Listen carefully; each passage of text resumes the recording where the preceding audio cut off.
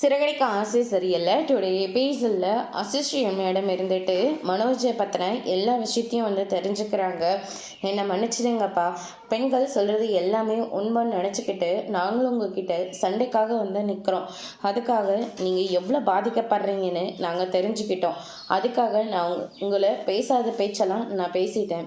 நான் அதுக்காக மன்னிப்பு கேட்டுக்கிறேன் அப்படின்னு சொல்லிட்டு மனோஜ் கிட்ட போயிட்டு மன்னிப்பு கேட்டுக்கிறாங்க. அதுக்கடுத்து தான் மீனா இருந்துட்டு, நீங்கள் தான் மேடம் நியாயத்து பக்கம் இருந்து ஒரு நல்ல தீர்ப்பை வாங்கி கொடுக்கணும்.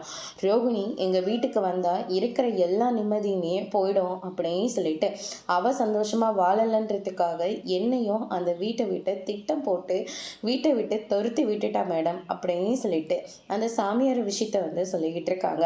அதனால தான் அத்தை கோவப்பட்டு ரோகிணியை திட்டுற மாதிரி ஆயிடுச்சு. ஆளை விட்டு அடிக்கிற அளவுக்கு அவங்க போயிட்டாங்க. ஆனால் சத்தியமாக சொல்கிறோம், அவங்க அந்த மாதிரி ஒரு இடத்துக்கு போவாங்கன்னு நான் கொஞ்சம் கூட எதிர்பார்க்கவே இல்லை. அதுக்காக மாமா எவ்வளோ திட்டணுமோ அவ்வளவும் திட்டி தீர்த்துட்டாங்க அப்படின்னு சொல்லிட்டு மீனா நடந்த எல்லா விஷயத்தையும் சொல்லிக்கிட்டு இருக்காங்க.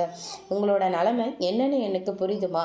ரோகிணி கண்ணீர் விட்டு அழுந்த உடனே ஐயோ, ஒரு பொண்ணு வாழ்க்கையில் இவ்வளோ தூரம் கஷ்டப்படுறாளா அப்படின்னு சொல்லிட்டு நாங்களும் ரொம்ப கஷ்டப்பட்டுட்டோம்.